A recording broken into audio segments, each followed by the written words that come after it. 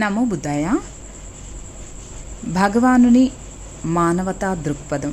మహాకారుణ్యమూర్తి తథాగత గౌతమ బుద్ధుడు శ్రావస్తిలో ఉంటుండగా కొందరు భిక్షువులు భగవాన్ని దర్శించి తాము ధ్యాన సమాధిలో ఉన్నప్పుడు ఒకానొక దివ్యుడు వచ్చి వారిని చిరాకు పరుస్తున్నట్లు తెలిపాడు.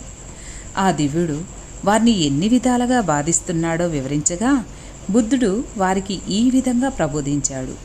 అణకువతో సున్నితమైన ప్రియవచనాలతో స్థిర సంకల్పులై మీలోని దివ్యత్వాన్ని పెంపొందించుకోగలిగినట్లయితే మీ గుణ సంపదలే మీకు అండగా నిలుస్తాయి.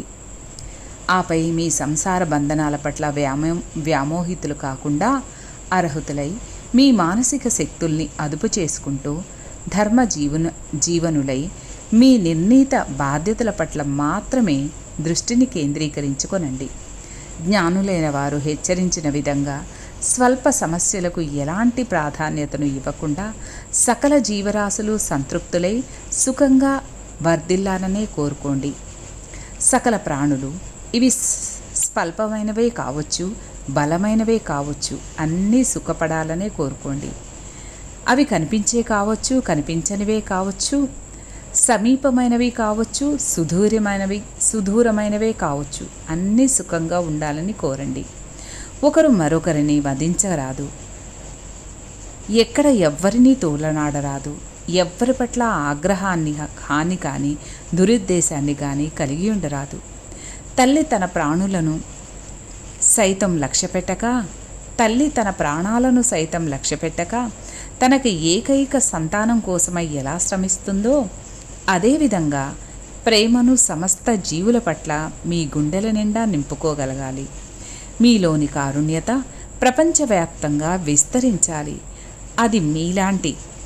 అది ఎలాంటి వైరుధ్యానికి తావు లేకుండా నలుదిశలా వ్యాపించాలి.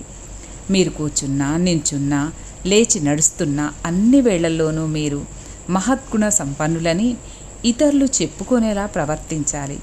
భ్రమలలోనూ కాక స్ఫూర్తితో ధార్మికులై మానసిక ప్రలోభాలకు మాత్రం తావివ్వక ఇలాంటి వ్యక్తి ఇక జన్మించడేమో అని ఇతరులు అనుకునేలా ప్రవర్తించాలి. ఒక్క మాటలో చెప్పాలంటే మీ శత్రువులను కూడా ప్రేమించుమన్నదే భగవానుడి ప్రబోధానుసారం. నమో బుద్ధాయ. నమో తస్సా భగవతో అర్హతో సమ్మా సంబుద్ధస్సా బుద్ధం శరణం గచ్ఛామి ధమ్మం శరణం గచ్ఛామి సంఘం శరణం గచ్ఛామి.